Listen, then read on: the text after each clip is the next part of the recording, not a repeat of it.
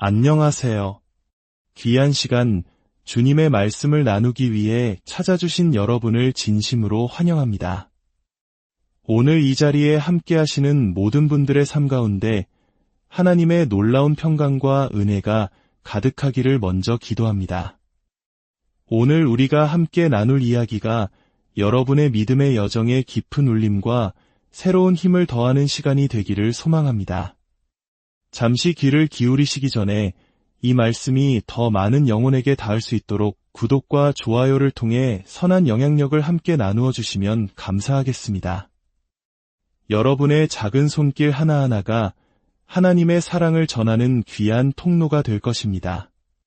여러분의 가정과 삶 위에 주님의 축복이 넘치기를 기도하며 이제 오늘의 이야기를 시작하겠습니다.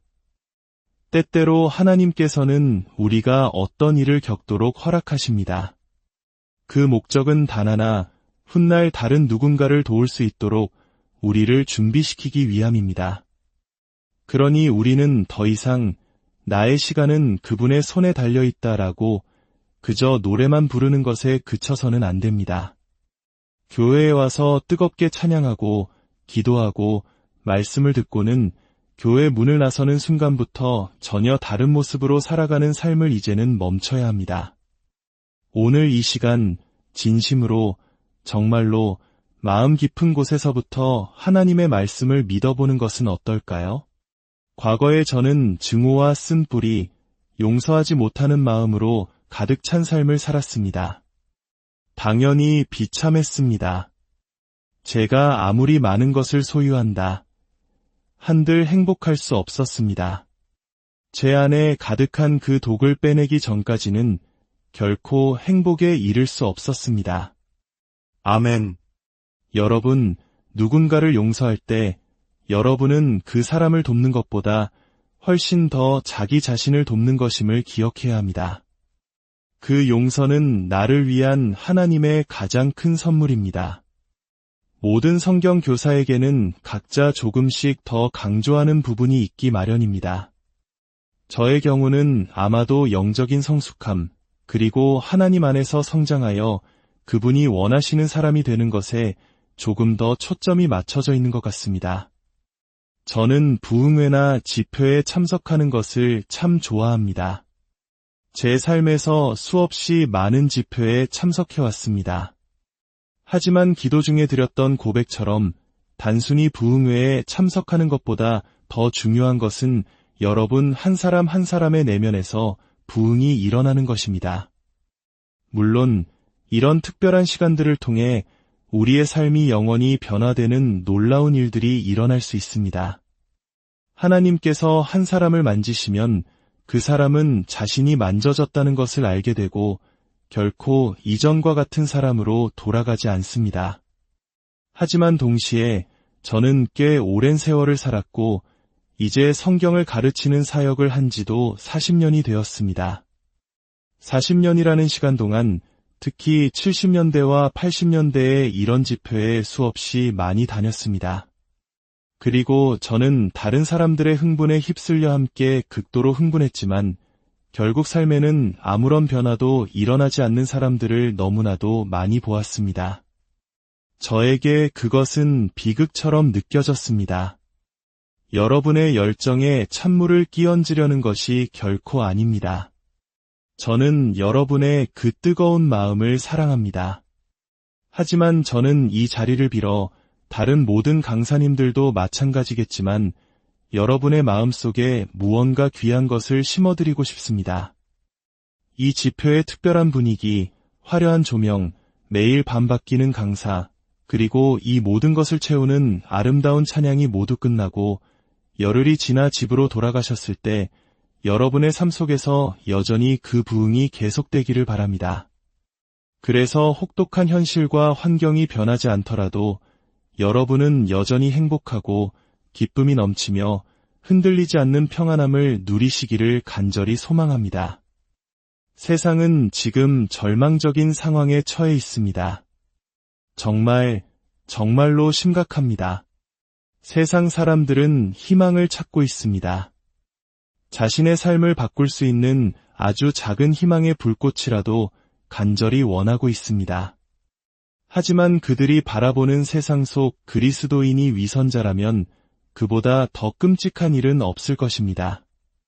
만약 제 삶에서 단 한 가지 중요한 것이 있다면 저는 진짜가 되고 싶습니다. 이 강단 위에서의 모습과 맥도날드에 갔을 때의 모습, 혹은 쇼핑을 하다가 누군가와 부딪혔을 때의 모습이 다른 사람이 되고 싶지 않습니다. 저는 예수님을 온전히 드러내어 다른 사람의 삶에 선한 변화를 일으키는 사람이 되고 싶습니다.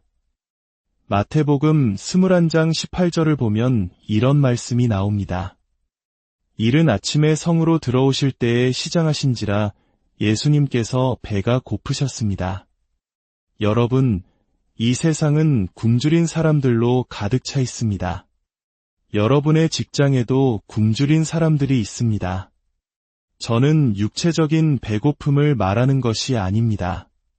그들은 기쁨에 굶주려 있고 평안에 굶주려 있으며 희망에 굶주려 있습니다. 많은 이들이 살아갈 이유조차 찾지 못해 굶주리고 있습니다. 그래서 이른 아침 예수님께서 길을 가시다가 길가에 있는 잎사귀 무성한 무화과나무 한 그루를 보시고 그리로 가셨습니다. 하지만 그 나무에는 잎사귀 외에는 아무것도 없었습니다. 무화과나무는 보통 잎이 날 때 열매도 함께 맺히는 법인데 말입니다. 예수님께서 그 나무에게 말씀하셨습니다. 이제부터 영원토록 내가 열매를 맺지 못하리라 하시니 무화과나무가 곧 말라버렸습니다. 저는 예전에 이 무화과나무가 참 불쌍하다고 생각했습니다.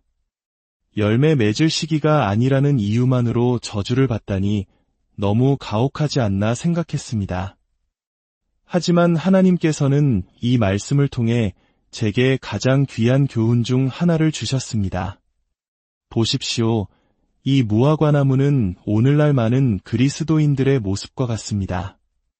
잎사귀는 무성하지만 열매가 없습니다. 아담도 잎사귀로 자신의 부끄러움을 가리려 했지만 소용없었죠. 여기서 잎사귀란 무엇을 의미할까요? 바로 우리의 신앙을 광고하는 모든 외적인 것들을 말합니다. 자동차에 붙인 스티커, 목에 건 십자가 목걸이, 직장에 들고 가는 성경책 같은 것들 말입니다. 예전에는 예수라는 글자가 보석으로 박힌 커다란 브로치를 달고 다니는 여성분들도 있었습니다. 우리는 그런 브로치를 달고 성경책을 들고 스티커를 붙이고 일주일에 4번씩 교회에 나가며 스스로를 그리스도인이라고 생각했습니다. 제 성경책은 온갖 색깔로 밑줄이 그어져 있어서 거의 색칠 공부 책처럼 보일 정도였습니다. 하지만 여러분, 성경의 절반에 4가지 색으로 밑줄을 그었다고 해서 우리가 무언가를 안다는 뜻은 아닙니다. 그것은 우리가 아무것도 모른다는 사실을 바꾸지 못합니다. 그래서 제게는 잎사귀만 무성한 신앙이 아니라 진짜 열매를 맺는 신앙을 갖는 것이 무엇보다 중요합니다. 오늘 밤 저는 여러분과 경험의 가치에 대해 이야기하고 싶습니다. 오래 살수록 더 많은 경험을 하게 됩니다. 그것은 곧 오래 살수록 더 지혜로워져야 한다는 의미입니다. 물론 모든 사람에게 적용되는 말은 아닐 수도 있습니다. 어떤 사람들은 85이 되어서도 여전히 어리석을 수 있으니까요. 하지만 이것 하나만은 꼭 기억하십시오.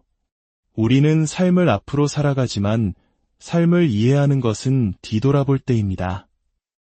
아마 지금 여러분 중 몇몇은 세상에서 가장 끔찍한 일을 겪고 있다고 생각할지도 모릅니다.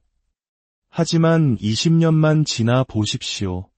그때를 돌아보며 이렇게 말하게 될 것입니다. 아, 그 일이 정말 나를 변화시켰구나.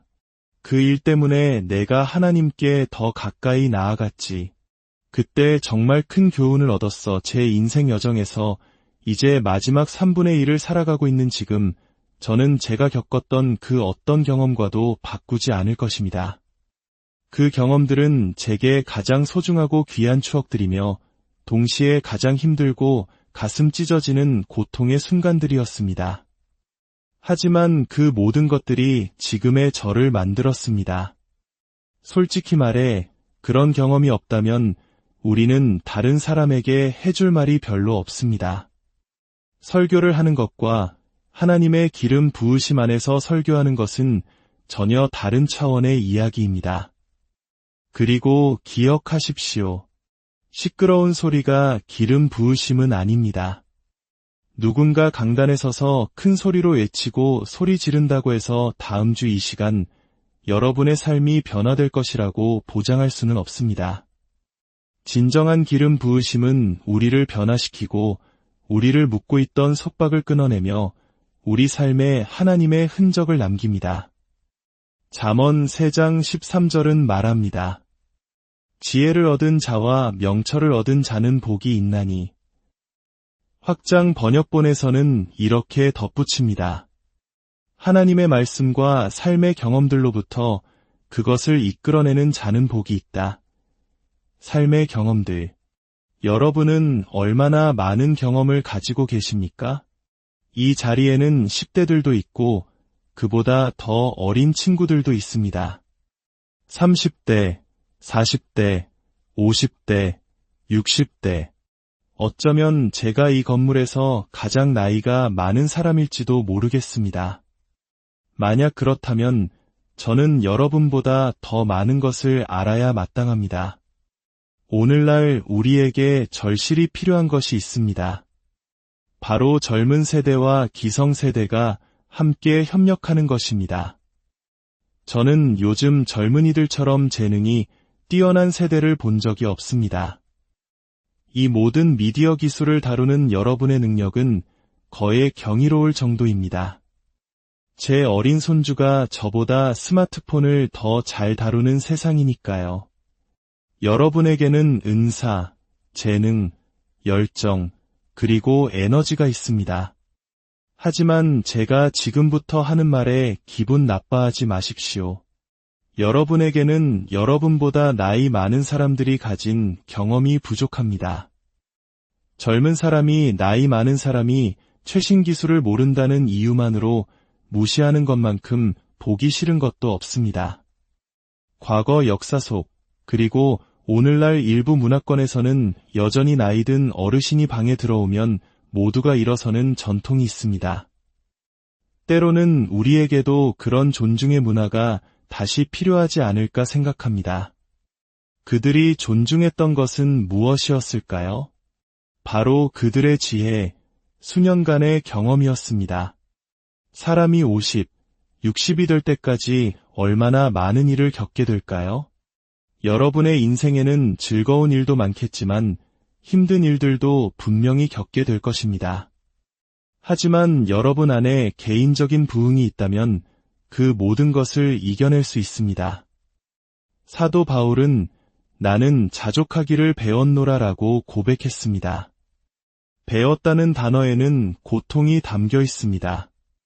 그는 그냥 새로운 프로그램을 다운로드 받듯 자족을 얻은 것이 아닙니다. 그는 고난을 통해 자족하기를 배웠습니다. 갈라디아서 2장 20절에서 이제는 내가 사는 것이 아니요 오직 내 안에 그리스도께서 사시는 것이라고 고백했을 때 그가 회심한 지 20년이 지난 후였다는 사실을 아십니까? 각 거듭난 지 일주일 만에 이 고백을 진심으로 하기는 매우 어렵습니다. 말씀을 인용할 수는 있겠지만 진심으로 그렇게 말하는 것은 전혀 다른 문제입니다. 제가 30대 때 중요하다고 생각했던 것들이 지금 와서 보면 얼마나 어처구니 없이 중요하지 않은 것들이었는지 모릅니다. 신명기에서 모세는 혼자 모든 것을 감당할 수 없어서 조력자들을 세우려 했습니다. 그때 그는 이렇게 말했습니다. 너희의 각 지파에서 지혜와 이해력과 경험이 있고 존경받는 사람들을 택하라. 내가 그들을 너희의 수령으로 삼으리라. 그가 재능이나 은사를 언급하지 않았다는 점에 주목하십시오. 그는 지혜, 이해력, 경험, 그리고 존경을 말했습니다. 우리는 종종 재능이 있다는 이유만으로 한 사람을 망가뜨리곤 합니다. 영적 성숙함이 갖춰지지 않은 사람을 강단에 세우면 그들은 쏟아지는 관심을 감당하지 못하고 결국 자신을 망치고 그리스도의 이름에 해를 끼치게 됩니다. 성경이 왜 새로 입교한 자도 말지니라고 경고했는지 알 수 있는 대목입니다. 우리는 하나님께서 우리를 사용하시기로 선택하시는 그 타이밍을 신뢰해야 합니다. 어쩌면 여러분 중 누군가는 교회에서 어떤 직분을 맡고 싶었지만 선택받지 못했을 수도 있습니다. 하나님이 당신을 선택하지 않으실 때 당신은 어떻게 해야 할까요? 하나님을 신뢰해야 합니다. 아직 때가 아니라고, 아직 준비되지 않았다고 하나님을 신뢰해야 합니다. 어쩌면 나는 아직 준비되지 않았을지도 몰라라고 생각할 수 있어야 합니다. 하나님께서 제게 앞으로 하게 될 사역에 대해 말씀하셨을 때 저는 다음날 아침이면 당장 세계를 누비며 복음을 전하게 될 줄 알았습니다. 하지만 정해진 때에 하나님께서 기뻐하시는 때까지는 아무도 모르는 시간이었습니다. 저는 6년 동안 20명에서 25명 정도 모이는 가정 성경 공부를 인도했습니다. 5일도, 5주도, 5개월도 아닌 5년 동안이었습니다. 아무런 대가도 받지 못했고 재정적으로는 절박한 상황이었습니다. 사람들은 와서 말씀을 듣고 즐기고는 떠나버렸고 뒷정리는 늘 제 몫이었습니다. 그 모든 과정 속에서 하나님께서는 저에게 태도와 섬김에 대해 가르치고 계셨습니다. 저는 믿음에 대해 막 배우기 시작하던 때였습니다. 우리는 믿음으로 구하면 무엇이든 얻을 수 있다고 생각했습니다. 저는 제 믿음을 어디에 사용해야 할지 전혀 몰랐습니다. 그래서 늘 제가 원하는 물건이나 제가 원하는 인정을 받기 위해 믿음을 사용하려 했습니다. 남편이 변하기를 믿음으로 구했지만 소용없었고 아이들이 변하기를 믿었지만 소용없었습니다. 정작 하나님께 저를 변화시켜 주십시오라고 구할 생각은 한 번도 하지 못했습니다. 물론 저는 제게 아무런 문제가 없다고 생각했으니까요. 우리는 우리가 아무것도 모른다는 것을 알기 전까지는 진정으로 아무것도 아는 것이 아닙니다. 그것을 깨달을 때 비로소 우리는 무언가를 배울 수 있는 첫걸음을 내딛게 되는 것입니다. 하나님께서는 여러분을 한 곳에 머물게 하시며 그곳에서 시험하실 것입니다. 그 시험들을 마침내 통과하면 여러분은 다음 단계로 올라가게 되고 그곳에서 또 다른 수준의 시험들을 겪게 될 것입니다. 때로 우리는 이 시험 통과에 그다지 똑똑하지 못해서 같은 시험을 계속해서 반복해서 치르게 됩니다. 정말 부끄러운 이야기지만 저는 한때 모피 코트를 갖게 해달라고 간절히 믿음으로 기도한 적이 있습니다. 제가 다니던 큰 교회에서는 집회가 열릴 때마다 사모님들이나 유명한 분들이 모두 모피 코트를 입고 나타났습니다. 저는 모피 코트만 있으면 저도 그들처럼 특별한 사람이 될 수 있을 거라고 생각했습니다. 그러던 어느 날 이웃집에 사는 한 자매가 저를 찾아왔습니다. 그녀는 저와 같은 교회에 다녔고 제 성경 공부에도 참석했습니다. 저는 주님의 사랑으로 그녀를 사랑했지만 솔직히 좋아하지는 않았습니다. 주님의 사랑으로 사랑한다는 말이 무슨 뜻인지는 모르겠지만 어쨌든 저는 그녀가 그냥 거슬렸습니다. 그녀는 문을 열자마자 흥분을 감추지 못했고 커다란 상자를 들고 있었습니다. 하나님께서 제게 주신 선물을 보면 정말 믿지 못할 거예요. 그녀는 상자를 열었고 그 안에는 바로 제 모피 코트가 들어있었습니다. 솔직히 저는 천사가 주소를 잘못 찾아갔다고 생각했습니다. 하나님께서 저 자매에게 저 코트를 주셨을 리가 없다고 생각했습니다. 왜냐하면 그녀는 저만큼 영적이지 않았기 때문입니다. 물론 저는 겉으로는 해야 할 말을 했습니다. 오, 주님을 찬양합니다. 정말 기쁘네요. 예수님, 감사합니다. 하지만 제 속마음은 중요한 것은 속마음입니다. 제 속마음은 전혀 달랐습니다. 제 안에서 들끓고 있던 것은 질투, 분노, 탐욕, 그리고 판단이었습니다. 저 자매는 나만큼 헌금도 많이 하지 않는데, 나는 항상 금식하고 기도하는데, 저 자매는 항상 먹기만 하는데, 하나님이 저 코트를 주셨다고 말도 안 돼. 몇 년이 더 흘렀고, 저는 다시 한번 시험을 치르게 되었습니다. 저는 여전히 20명의 사람들과 함께 집에서 성경 공부를 하고 있었고, 여전히 큰 비전을 품고 있었습니다. 여러분은 이 단계에서 하나님께서 배우기 원하시는 교훈을 배울 때까지 바로 그 자리에 머물게 될 것입니다. 어느 날 저희 목사님이 찾아오셨습니다. 그는 26살이었고 저는 36살이었습니다. 우리는 둘 다 모든 것을 안다고 생각했지만 실제로는 아무것도 몰랐습니다. 그 역시 큰 사역을 꿈꾸고 있었습니다. 그는 텍사스에서 열린 큰 집회에 다녀왔는데 그곳에서 $2,500의 사례비를 받았다고 흥분해서 말했습니다. 또 몇몇 사람들이 그의 사역에 동참하고 싶다는 뜻을 밝혔다고 했습니다. 그는 그 좋은 소식을 제게 전하러 온 것이었습니다. 하지만 아시죠? 때로는 다른 사람의 간증을 듣고 싶지 않을 때가 있다는 것을요. 하지만 모피코트 사건 이후로 몇 년이 지났고 저는 조금은 성장해 있었습니다. 그는 자신이 겪은 놀라운 일들을 신나게 이야기하다가 문득 제 표정을 살폈는지 조심스럽게 물었습니다. 제가 이런 얘기해도 괜찮을까요? 저는 말했습니다. 그러며 주님을 찬양합니다. 정말 기쁘네요. 예전만큼 불행하지는 않았지만 여전히 완전히 기쁘지는 않았습니다.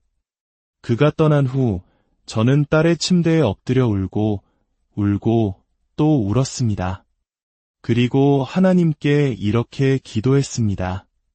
하나님, 제가 이 사역을 통해 단 한 푼도 받지 못한다 할지라도 예수님 다시 오시는 그날까지 11조와 헌금을 드리겠습니다. 바로 그날 이후 저희 가정의 재정 상황이 풀리기 시작했습니다. 보십시오. 중요한 것은 단지 드리는 행위가 아닙니다. 우리의 삶의 태도가 중요합니다. 때때로 하나님께서는 여러분 앞에 시험을 가져다 놓으실 것입니다. 여러분만큼 영적이지 않은 것처럼 보이는 사람이 여러분이 간절히 원하는 것을 얻는 모습을 보게 하실 것입니다. 그때 여러분은 그들을 위해 진심으로 기뻐하는 법을 배워야 합니다. 그리고 그렇게 할 수 있는 유일한 방법은 하나님을 온전히 신뢰하는 것입니다. 하나님께서 당신에게 주시기를 원하지 않는 것은 그 어떤 것도 지금도 앞으로도 영원히 원하지 않겠다고 결단하는 것입니다. 저는 더 이상 제가 원하는 것을 달라고 기도하지 않습니다.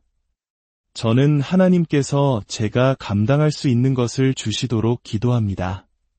하나님, 제발 저를 교만하게 만들 수 있는 것은 아무것도 주지 마십시오. 당신에게서 멀어지게 할 수 있는 것은 아무것도 주지 마십시오. 만약 제가 당신의 뜻이 아닌 것을 얻으려 한다면 제발 제 면전에서 그 문을 굳게 닫아 주십시오. 히브리서 5장 8절과 9절은 예수님에 대해 이렇게 말합니다. 그가 아들이시면서도 받으신 고난으로 순종함을 배워서 온전하게 되셨은즉 그의 완성된 경험이 그를 완벽하게 준비시켜 영원한 구원의 근원이 되게 하셨습니다. 다시 말해 여러분에게 소명이 있을 수는 있지만 그것을 감당하기 위해서는 경험으로 무장될 필요가 있습니다. 많은 사람들이 재능은 있지만 그 자리에 도달했을 때 그들을 지켜줄 인격이 부족합니다. 그러니 여러분, 너무 서두르지 마십시오. 당신이 원하는 것을 얻고 당신이 가야 할 곳으로 가는 것에 대해 너무 조급해하지 마십시오. 당신이 가야 할 곳에 도착했을 때 그곳에 머물 수 있도록 필요한 것들을 배울 시간을 가지십시오. 저는 지난 25년간 암투병을 했고 친구들에게 배신을 당했으며 언론의 공격을 받았습니다. 사역을 위해 길 위에서 홀로 지내며 지독한 외로움을 겪었습니다. 오해를 받고 판단당하고 비판받았습니다. 하지만 제가 배운 것이 있습니다. 사도 바울의 뒤를 잇는 것처럼 말이죠. 저는 다른 사람들이 저에 대해 어떻게 생각하는지가 제가 예전에 생각했던 것만큼 중요하지 않다는 것을 배웠습니다. 미워하는 사람들은 계속 미워할 것이고, 판단하는 사람들은 계속 판단할 것이며, 비판하는 사람들은 계속 비판할 것입니다. 그들이 저를 괴롭히는 동안 다른 누군가는 평안할 테니 그걸로 됐다고 생각할 수도 있겠습니다. 정말로 이제는 다른 사람들의 생각에 그다지 신경 쓰지 않습니다. 이 땅에서의 평판은 그다지 중요하지 않습니다. 우리가 신경 써야 할 것은 하늘에서의 우리의 평판입니다. 그리고 하나님께서는 저를 좋아한다고 말씀해 주셨으니 그것으로 충분합니다. 저는 경험을 통해 이것을 배웠습니다. 우리가 하나님을 사랑하고 신뢰한다면 우리에게 일어나는 그 어떤 고통스럽고 부당한 일이라도 하나님께서는 결국 어떻게든 우리의 유익을 위해 바꾸어 주신다는 것을 말입니다. 저는 이것을 압니다. 제가 직접 겪었기 때문에 압니다. 하지만 중요한 것은 우리가 이런 일들을 어떻게 겪어내느냐입니다. 어떤 태도로 그 시간을 통과하느냐가 중요합니다.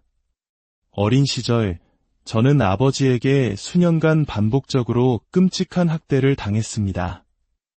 어머니는 아버지와 세상의 평판을 두려워하여 저를 도와주지 못했습니다. 도움을 청했던 친척들도 휘말리고 싶지 않다며 외면했습니다. 저는 9살 때 몰래 교회를 다니기 시작하며 예수님을 영접했습니다. 그때부터 제 안에는 이겨내겠다는 결심이 생겼습니다. 그리스도의 영을 받은 사람은 포기하는 영이 아니라 뚫고 나아가는 영을 받은 것입니다.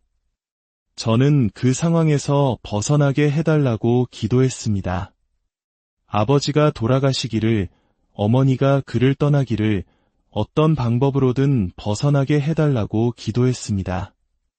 하지만 하나님께서는 저를 그 상황에서 꺼내주시지 않았습니다. 대신 저를 그 상황을 통과하게 하셨습니다.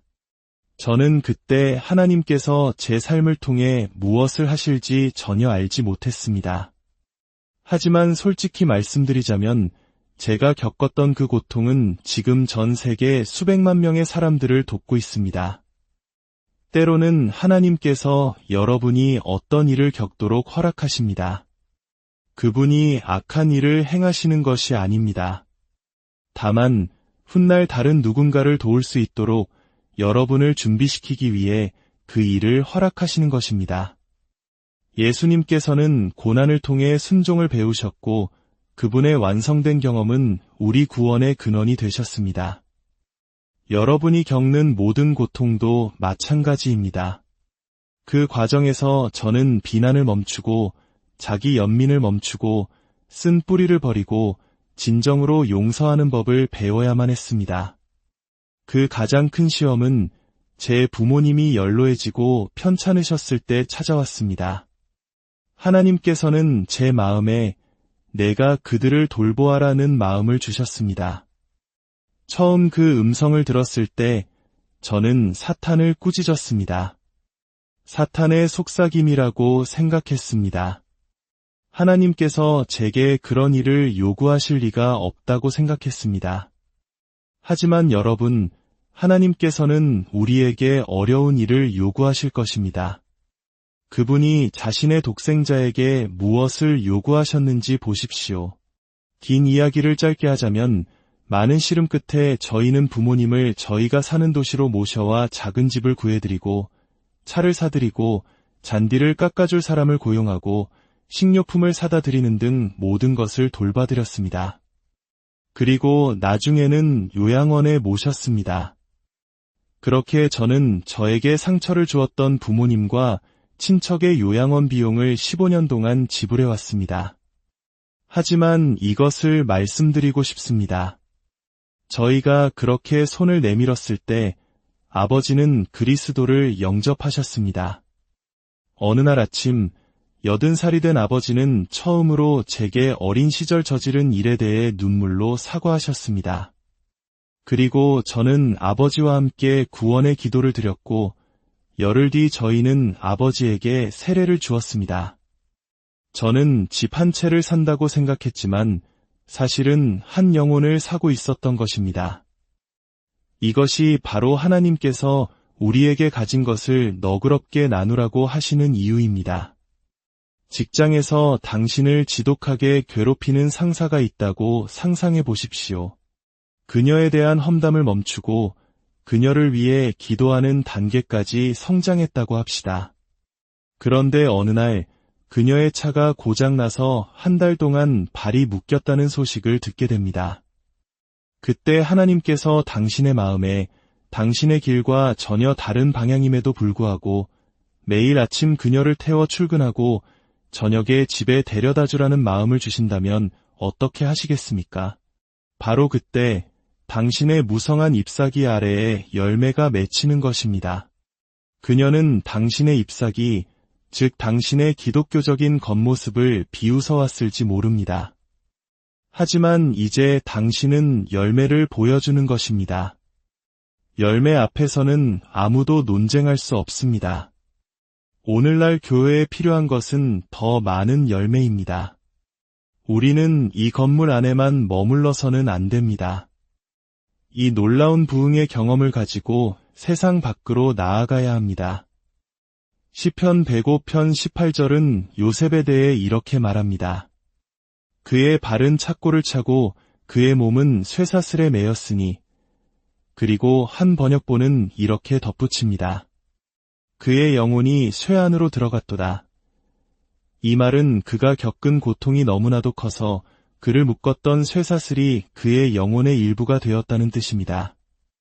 여러분, 저는 지옥 같은 시간을 통과했지만 그 결과 저는 강한 사람이 되었습니다. 우리에게는 바로 그 강인함, 용기, 그리고 확신이 필요합니다. 하나님을 아는 것은 설교를 통해서가 아닙니다. 책이나 CD를 통해서도 아닙니다. 아무도 없는 칠흑 같은 밤, 오직 당신과 하나님만이 계실 때 그분을 붙들어야 합니다. 그때가 바로 당신이 하나님과 함께 승리를 얻는 순간입니다. 하나님께서는 당신이 지금 어디에 있는지 정확히 알고 계십니다. 당신은 보이지 않는 존재처럼 느껴질지 모르지만 그분은 당신이 어디에 있는지 정확히 아십니다. 때로 하나님께서는 우리가 원하는 것보다 조금 더 오래 우리를 고난 속에 두십니다. 거기에는 목적이 있습니다. 그러니 여기서 꺼내주세요 라고만 기도하는 대신 이렇게 기도해 보십시오.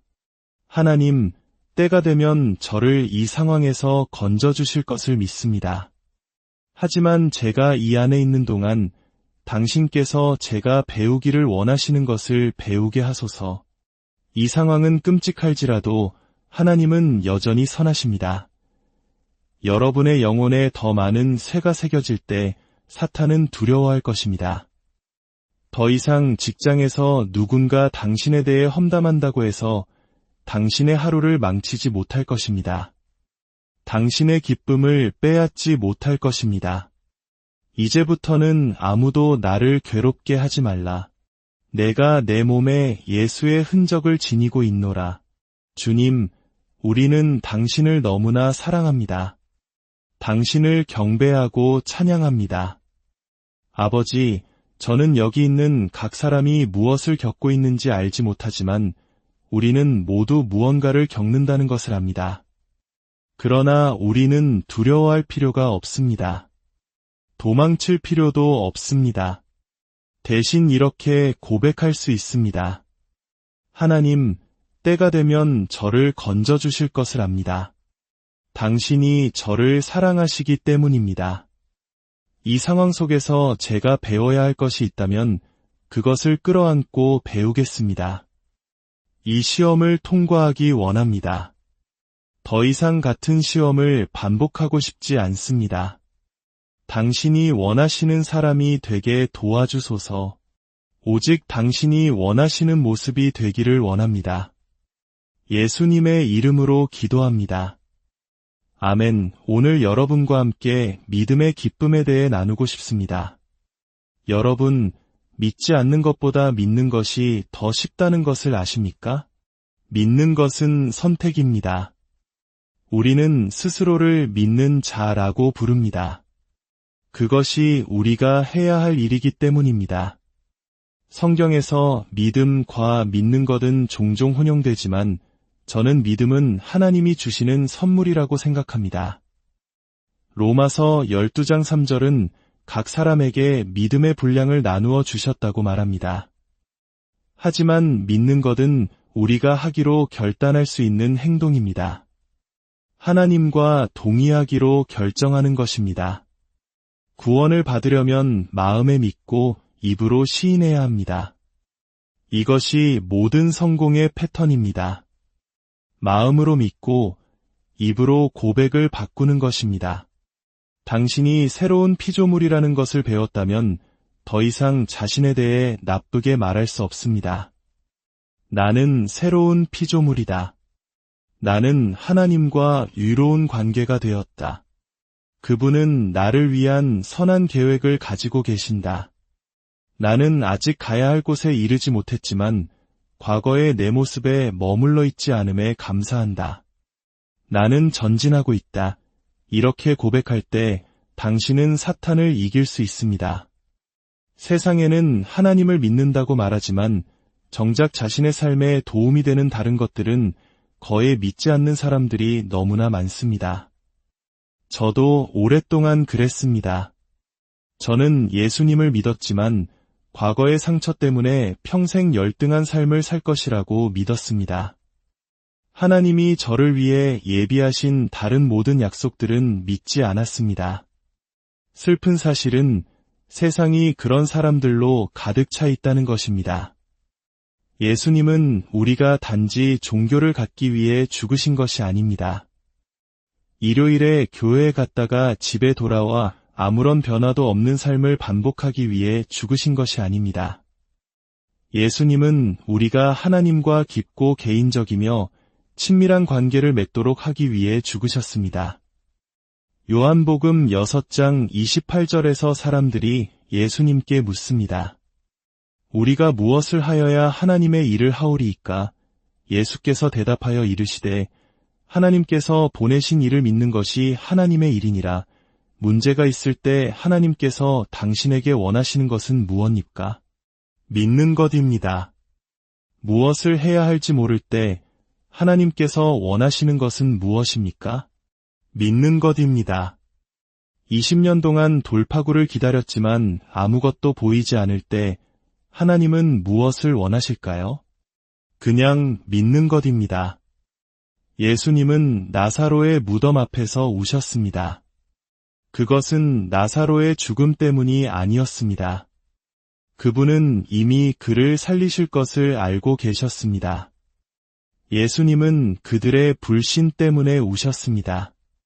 저는 많은 경우 우리가 하나님을 신뢰한다고 말하면서도 밤새 걱정하고 친구들에게 전화해 해결책을 묻는 우리의 불신을 보며 예수님께서 우신다고 믿습니다. 문제가 생겼을 때 전화기가 아닌 보좌로 나아가십시오. 내가 내게 말하지 아니하였느냐? 내가 믿기만 하면 하나님의 영광을 보리라고 여러분의 삶의 질을 즉시 향상시킬 수 있는 당장 믿을 수 있는 5가지를 말씀드리겠습니다.